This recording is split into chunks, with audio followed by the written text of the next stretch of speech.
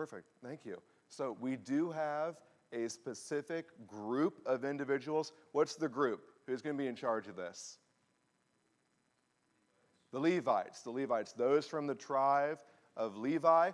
They were not given a land portion whenever they entered into the promised land. They dwelt among all of their different brothers, and their role, their responsibility, was to take care of this, the sacrificial system.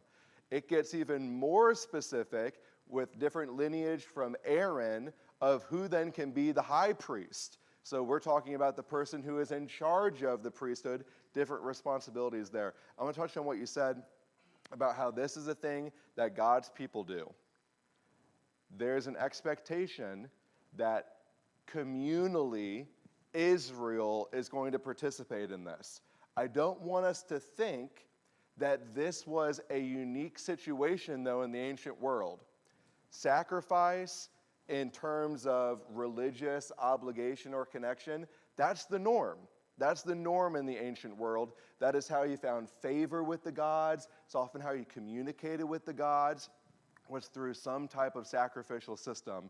But what we're going to see is that the God of the Bible deals with it not in this kind of petty, well, if you sacrifice to me, I love you. If you don't sacrifice to me, then you're not going to get any rain. There's a much more complex, deeper relational story that we're going to delve into. Yes? Something else is it had to be the people's best, had to be their first fruits, and there were specifications for how old the animal had to be. It had to be spotless. There's the idea of the perfect and innocent being in my place. Yeah, no, I love that. So let's go ahead and pose the question now. When you are reading through Scripture, whether it be a narrative story or you're reading through the prophets or the law, I want to know what words or phrases kind of send off the signal in your mind that this is sacrificial language. So we just heard some. We heard the idea of giving your best. When we talk about offering your best, giving of your fat portions. To me, that is saying, oh, sacrificial language. That is something that if I'm tracking a theme, I can highlight them all together. I know that we're keeping with the same theme. What other words or phrases do we see in repetition throughout the Bible that let us know that we're talking about sacrifice?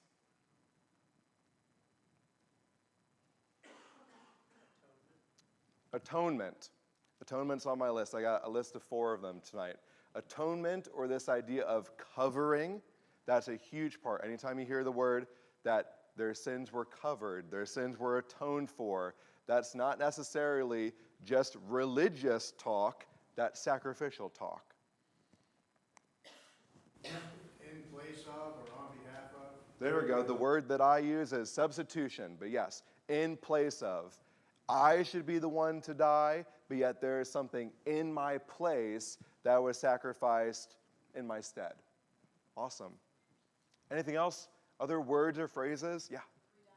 Redemption. That's kind of a financial term of buying back or purchasing. That's absolutely talked about in the sacrificial system. Specifically, whenever we talk about these sins or these transgressions may equal a certain obligation that you have to sacrifice. All of those are laid out. Drink offerings, grain offerings, offerings for forgiveness, offerings of thanksgiving. All of those have to do, I don't want to use the word transaction, but it has some similar transaction language. Anything else we got? I'll say maybe an obvious one that we're probably already thinking about, blood. Blood and life. Those are going to be automatic red flags for us. We're talking sacrificial language here. What I got going is I want to look at a few pictures. I'm watching my time. I want to make sure that we have at least 5 minutes or so for each of these different words. But what I want to do tonight is instead of going verse by verse by verse in Leviticus to equip us as if we were going to be priests, I want to look at these words and phrases so that whenever we are reading outside of the context of this class, I want something to ding for us to say, oh, this is sacrificial language. I need to think in the context of the sacrificial system. Let's start with just a couple images. I got to see one of these. It was a life-size scale, or I guess it wouldn't be a scale model. It would be a life-size model in Arkansas. Anyone know the city? I'm drawing a blank right now. Is it northern Arkansas? I don't know. They have a beautiful one, and you can go and walk around it, and they got everything. And it is the tabernacle in the wilderness. This is also the same tabernacle that pre-existed in the land before the official building of Solomon's temple. I'm not going to dive so deep into this because Rob has a class on the veil in the temple breaking. I don't want to step into his territory. But we should know that the whole structure of the tabernacle, which just means tent, the whole structure of the tent is around sacrifice. That is the thing. It's the purpose. God's dwelling is going to be in the tabernacle here. But outside, in kind of the courtyard area, that's where sacrifice takes place. So it has a specific place, it has specific people doing it, and there are specific orders for how it is to be done. And then later we see a larger version that gets built under Solomon, and then Herod's going to have an even greater temple. The temple in Jesus' days would have been even grander. It had more courts added to it. But same deal, guys. Whenever we see these pictures, yeah, it's a beautiful building, but I think this might just be in my mind coming from a denominational background, but I think about the temple, I'm like, oh, it's just kind of the precursor to a church. It's just a really pretty church building. That's not the purpose of the temple, because we know that inside the temple was actually not really for people. You had to be of certain statuses within the priesthood to even get in the building. The building exists for the purpose of sacrifices. Anything that we want to say about the tabernacle or the temple? Again, I don't want to go super in depth, but I want us to have some images in our mind before we start going through these key words and phrases. Yes? Jesus said the temple is not made with hands. So we have a shadow even within the sacrificial system. So the sacrificial system is a shadow, but then the temple underneath that system is a shadow itself for the body of Christ, eventually for the church. So yeah, we have shadows even within shadows here. Okay, guys, I said I'm not going to go all the way through, but I want us to have at least a baseline for what we're talking about in Leviticus. And this is going to be the good old-fashioned, let's go to Leviticus and let's just see what our headings talk about. Can we go to the very beginning of Leviticus, please?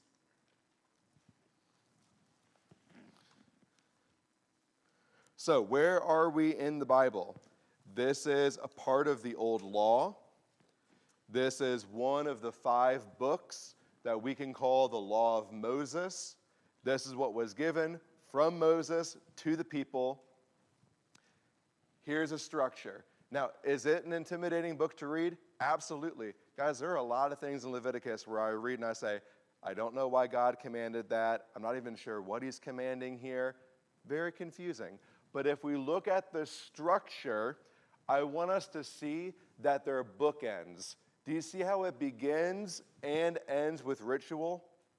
They're bookends. And then you move up. The second layer of bookends is going to be about priesthood. So we have some things about priesthood ordination. That's going to be our first chunk of priesthood. And then the second is going to be about how the priests have to live by kind of a higher moral standard. There are some separate laws for them. Okay, move one more layer in.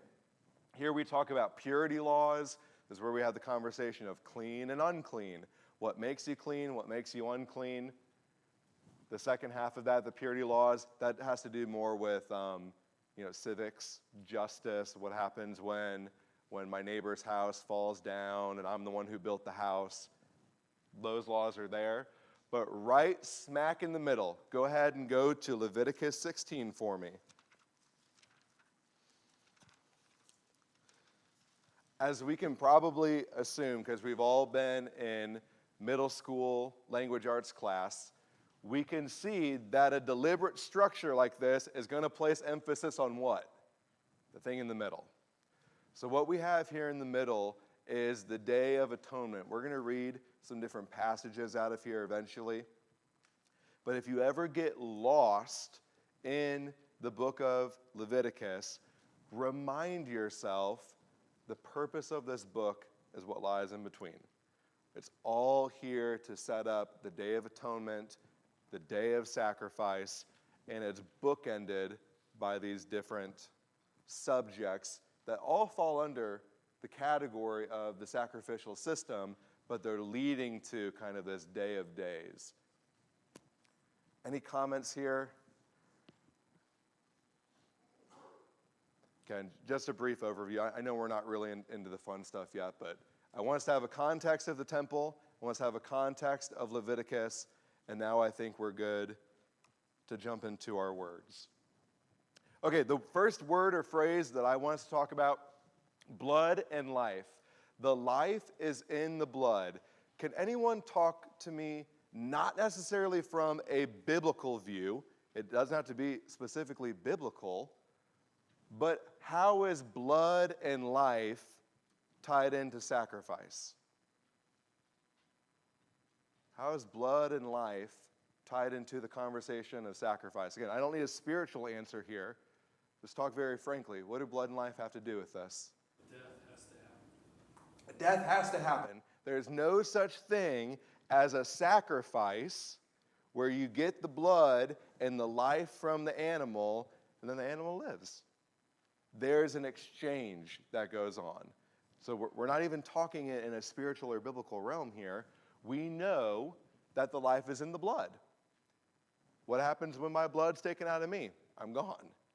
My life is existing because it has blood. We can imagine that in the ancient world, even with a pretty basic understanding of medicine, we all get that. We all understand that. Life is in the blood. Show up to critical situation, someone's bleeding, they teach us this in the Rockwood School District, how to put tourniquets on people. Stop the bleeding, because the life is in the blood. You lose so much blood, you lose the life. Here are some passages, though, where I want to read that specifically talk about this. There are some weird rules about whenever you eat something, you can't eat it with the blood because the life is in the blood. Could I have us, we're just going to rapid fire these. Someone do Genesis 9:4, Deuteronomy, and then Leviticus. Let's go together, Genesis 9:4. These all share the same point, and we'll pause at the end of Leviticus to make some comments. So Gen 9:4, please. Anyone who's got it? You shall not eat flesh with its life, that is its blood. Okay. Deuteronomy 12:23. Only be sure that you do not eat the blood, for the blood is the life, and you shall not eat the life with the blood. And then to finish us off in Leviticus 17, please. If anyone of the house of Israel, or of the strangers who sojourn among them, eats any blood, I will set my face against that person who eats blood, and will cut him off from among his people. For the life of the flesh is in the blood, and I have given it to you. I have given it for you on the altar to make atonement for your souls. For it is the blood that makes atonement by the life. Therefore I have said to the people of Israel, no person among you shall eat blood, neither shall any stranger who sojourns among you eat blood. Okay, I'll throw it out to us. Why is there a prohibition against eating a piece of meat and eating it with the blood? Kind of an odd prohibition. What's the point God's making? I think specifically here in Leviticus, we dive a little bit more into the why. Why is this not allowed? Blood has a purpose. Even in the day-to-day sharing of a meal, God is saying blood has a purpose, a symbolic purpose, that they may not even understand fully yet, but he's going to write it into the dietary laws. Another example that I think of, some of the strange dietary laws, one's referenced by Christ, The idea of boiling a calf in its mother's milk. You're like, that's weird. I didn't even know that that'd be a way to prepare beef, to boil it in milk. But that talked about the idea of life, right? The milk gives life to the calf, so you're not going to take away the life using the thing that gives the life. Again, we need to think spiritually in these conversations. The idea here, though, very plainly, is the life is in the blood. Let's jump over to Cain and Abel, look at this story, and then I'll open it up for discussion. Let's go to Genesis chapter 4. So we're done talking about animals for a second. Let's go all the way back. One of our very first stories revealed to us, Genesis chapter 4. We're going to read the latter part of the story of Cain and Abel. This is the interaction that God gives us. Could I have someone read 8 through 11, please? 8 through 11. Cain spoke to Abel his brother, and when they were in the field, Cain rose up against his brother Abel and killed him. Then the Lord said to Cain, "Where is Abel your brother?" He said, "I do not know. Am I my brother's keeper?" And the Lord said, "What have you done? The voice of your brother's blood is crying to me from the ground. And now you are cursed from the ground, which has opened its mouth to receive your brother's blood from your hand." All right, so we have a story here, the very beginning of the Bible. The sacrificial system, in a formal sense through Moses, is not even in place here, but yet we still have an obligation from God that blood is sacred, that blood is special here.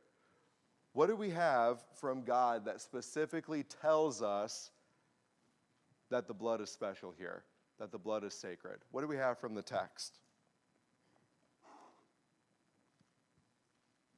Yeah. Well, it says that the blood was spilled on the ground, and so now the ground is cursed.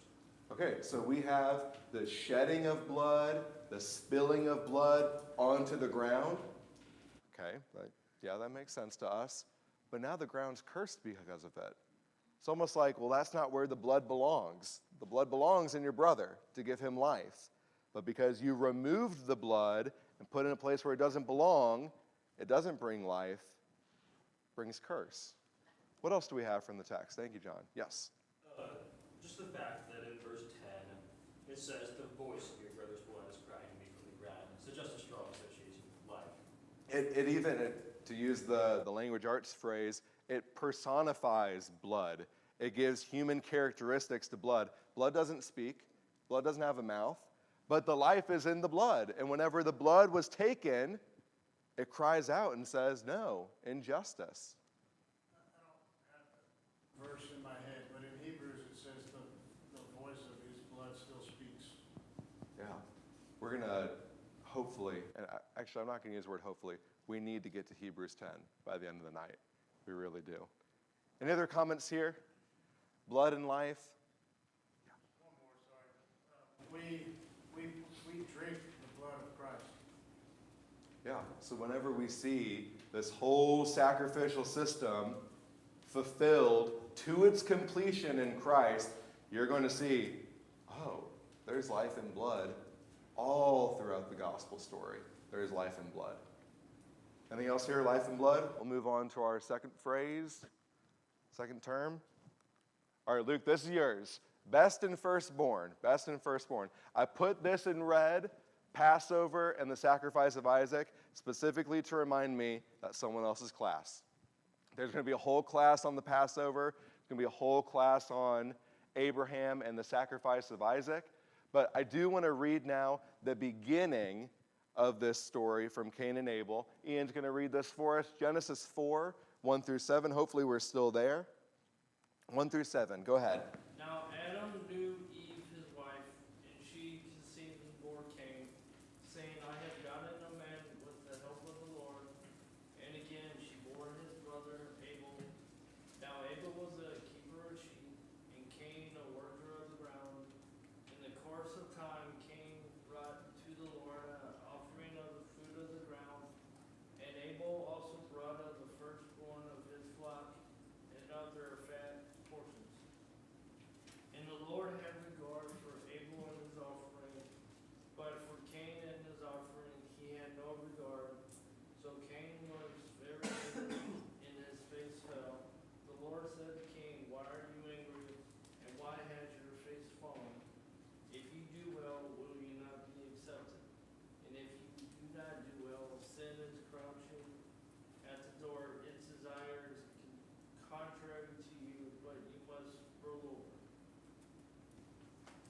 All right, I'll leave this to you guys. What from this story can we pull out emphasizing the best or the firstborn? Where do we see these sacrificial terms in the Cain and Abel story?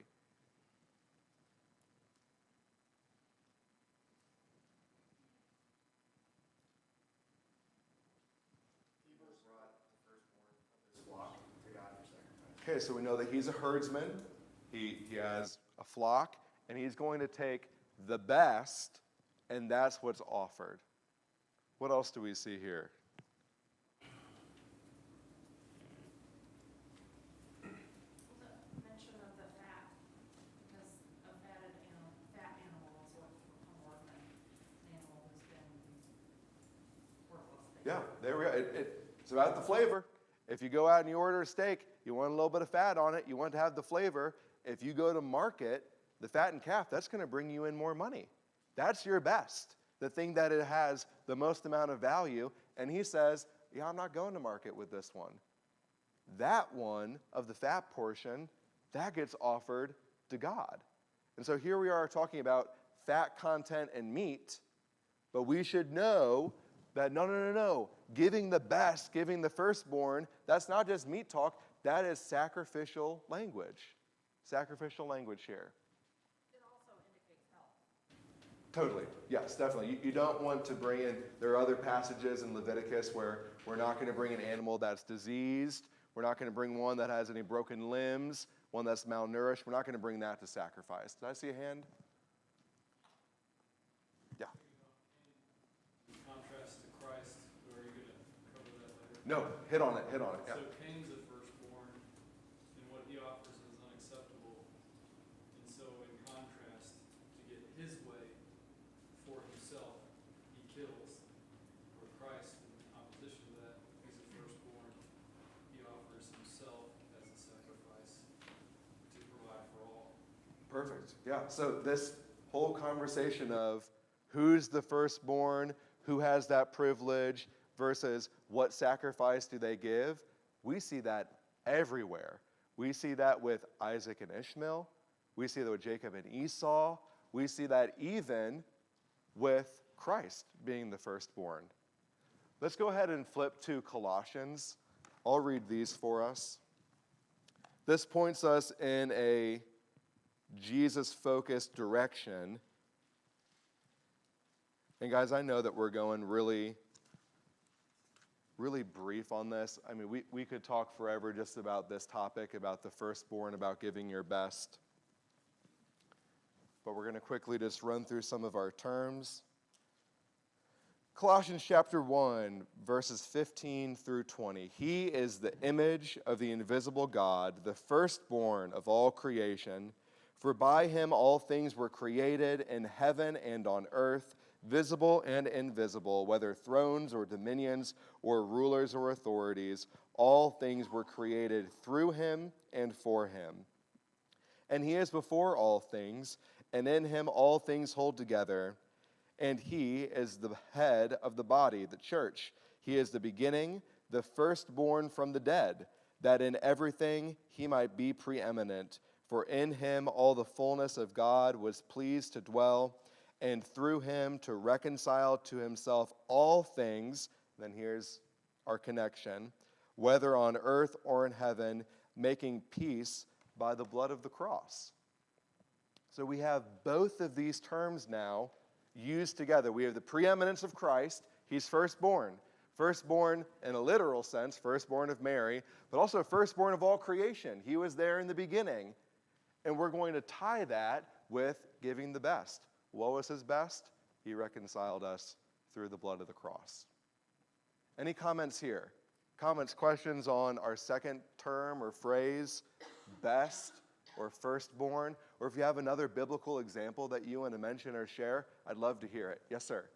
And in Exodus, the 10th plague was about the firstborn.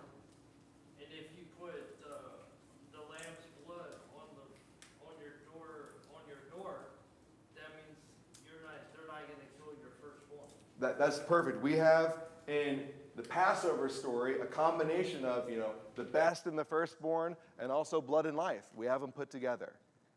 All right, let's go ahead and move on to our third one, our third term or phrase. And again, guys, these terms, they're just what I put together. When I see these in a biblical story and I see the word atonement, I want that to pop off the page and say, hey, this is sacrificial language. If I'm following a theme here of sacrifice, I want to know that covering, atonement, anything to do with those conversations, we're talking sacrifice here.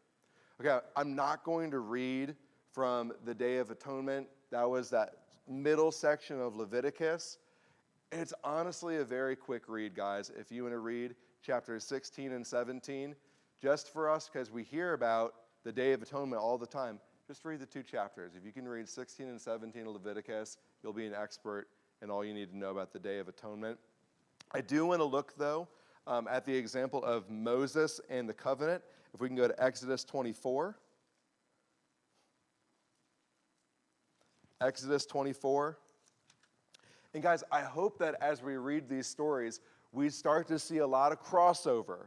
We start to see a lot of symbolism on top of symbolism with blood, best, firstborn, covering, atonement. They're all going to start to mix together. Could I have a reader for Exodus 24, 5 through 8, please?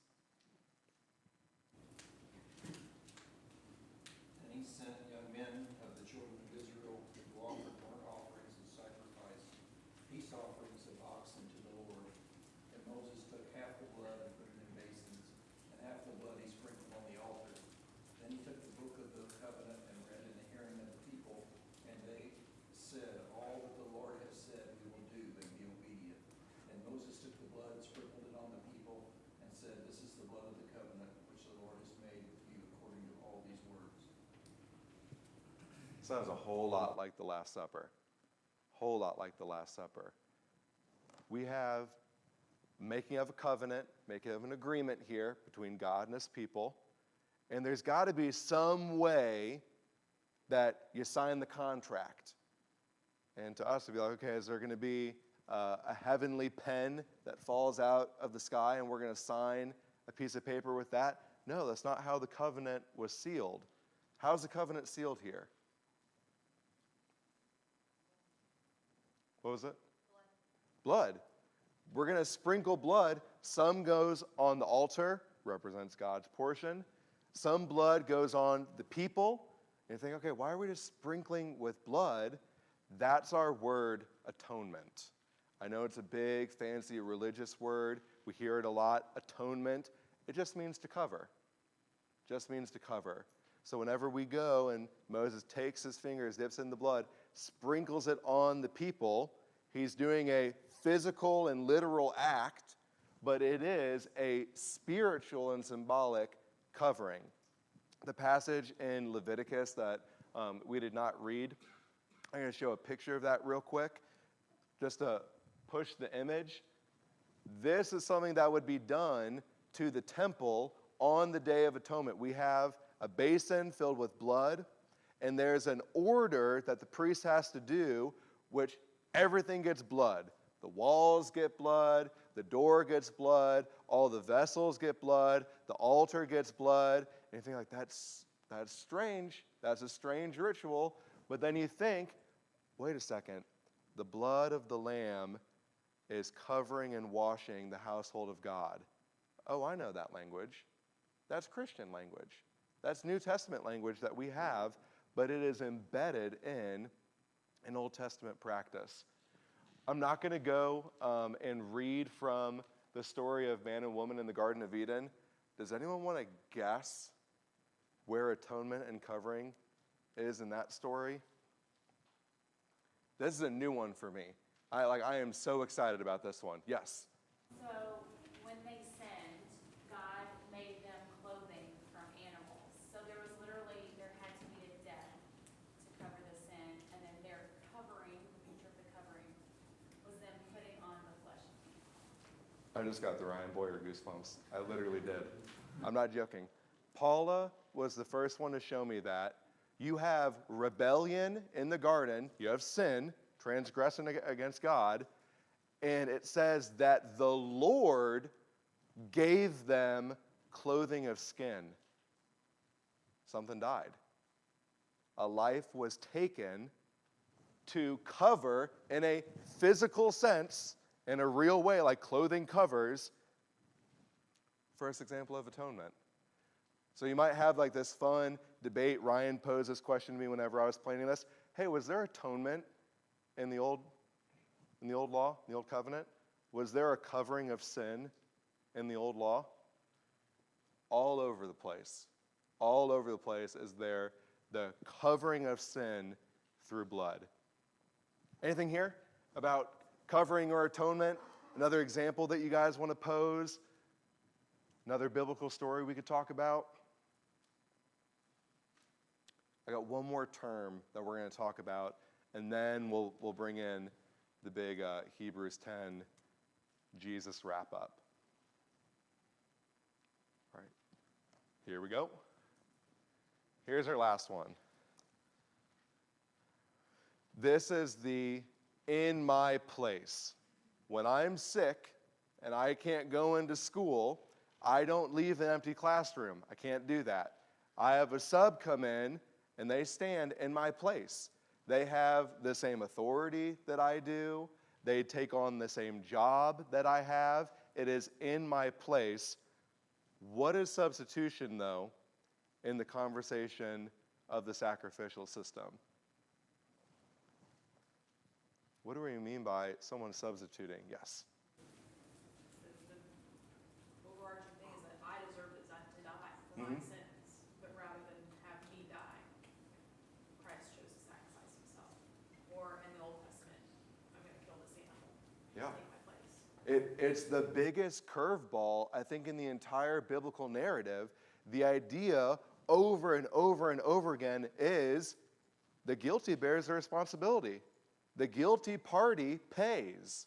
The guilty party is either has to offer the sacrifice, has to atone in some way. The responsibility is theirs. But we get into this idea, though, that maybe the biblical narrative has always talked about substitution. For the sake of time, we won't read in Leviticus the idea of the scapegoat. Could someone summarize it for us? Anyone know what the scapegoat is during the Day of Atonement? It's where we get the phrase scapegoat. Is that where the priests would lay their hands on the goat and then turn it loose into the wilderness and essentially take the sins of the people? Perfect, yeah. So we got two animals on the Day of Atonement. One goes to the slaughter. One is sacrificed. The other animal is spared. The sins of the people are put on it, symbolically by the priest, and then it is led out into the wilderness. And so we have this idea of, well, shouldn't I be on the altar? Shouldn't I be cut open, blood spilling everywhere for atonement? No, you're free. You get to go.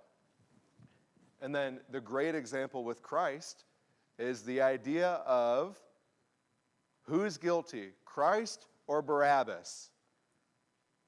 Barabbas is the guilty one. He is actually a murderer and a thief. We know that. The other Gospels give us different pieces of Barabbas' life. We know that he's the one who should have been crucified. But they said, no, Christ is going to be crucified. This idea of substitution. Any other biblical stories that we could add to this or comments we have? I know this was a quick one. Kind of just a little fun fact. When we sing hymns about the sacrificial system, this is usually the language we use in our hymns, is this idea of sacrifice. I challenge you guys, next time we sing there's power in the blood or power of the cross or all these great, crucifixion hymns, they're all leading us in this idea of substitution. Alrighty, guys. If you want to read a really quick book, go ahead and just read all of Malachi. It's a quick read. You can do it in a night. Malachi opens up this opinion, this view. We get an insight into what God believes. And he says this sacrificial system, it ain't working. He talks about the priest not carrying themselves to a high moral standard. He talks about the sacrifices. They're not giving good sacrifices anymore. They're giving things that were actually promised to other people. But God can get the spares. And this is, kind of the summary quote where you think about, well, when's the sacrificial system going to end? And God says this, "Oh, that there were one among you who would shut the doors," that is to the temple, "shut the doors to the temple, that you might not kindle fire on my altar in vain. I have no pleasure in you, says the Lord of hosts, and I will not accept an offering from your hand." I admit it's a hard system to follow. There's a lot of rules in Leviticus. You have to be very diligent. The people weren't diligent at all, though, which we have 3-ish minutes left in class. I'm going to leave it up to you guys. Take us home. I gave you guys 4 key words or phrases that we can use to identify different points of the sacrificial system. It all leads to the cross. What are the connections we got? We got blood, life, firstborn, giving the best, covering, atonement, substitution, washing. Yes? I was thinking holy maybe would go with it, because you were in Leviticus and it talks so much about how to be holy. Yeah. And I haven't been here, but it was just, I feel like anytime you see a shadow, it also has something to do with like the sacrifice needs to be holy somehow. Yeah. Holy, in its very basic sense, means set apart. Don't give me your average. Give me the best that's set apart. God's only Son, pretty holy, pretty set apart, the better sacrifice. Katie? None of this, no matter how great, was ever enough. Like it never met the mark. And so they were always looking for that perfect sacrifice. So that's what I always, like they were probably just yearning for something to take the place of the sin or the, whatever it was. So that's what I was thinking about. Never enough until Jesus. All right, let's flip to Hebrews 10. We're going to end here tonight. Hebrews chapter 10. I'm going to start reading, and I'll stop reading when they bust through the door. The only thing I ask as we listen is be thinking sacrificial phrase, sacrificial word, sacrificial idea. All of these terms, all the terminology is going to be jam-packed right in here saying that whole system leads to Christ. Hebrews chapter 10. For since the law has but a shadow of the good things to come, instead of the true form of these realities, it can never, by the same sacrifices that are continually offered every year, make perfect those who draw near. Otherwise, would they not have ceased to be offered, since the worshipers, having once been cleansed, would no longer have any consciousness of sin? But in these sacrifices, there is a reminder of sins every year. For it is impossible for the blood of bulls and goats to take away sins. Consequently, when Christ came into the world, he said, quote, "Sacrifices and offerings you have not desired, but a body have you prepared for me. In burnt offerings and sin offerings you have taken no pleasure. Then I said, behold, I have come to do your will, O God, as it is written of me in the scroll of the book." When he says above, "You have neither desired nor taken pleasure in sacrifices or offerings, or burnt offerings or sin offerings, these are not according to the law," then he added, "Behold, I have come to do your will." He does away with the first in order to establish the second. And by that will we have been sanctified through the offering of the body of Jesus Christ once for all. Thank you guys for class.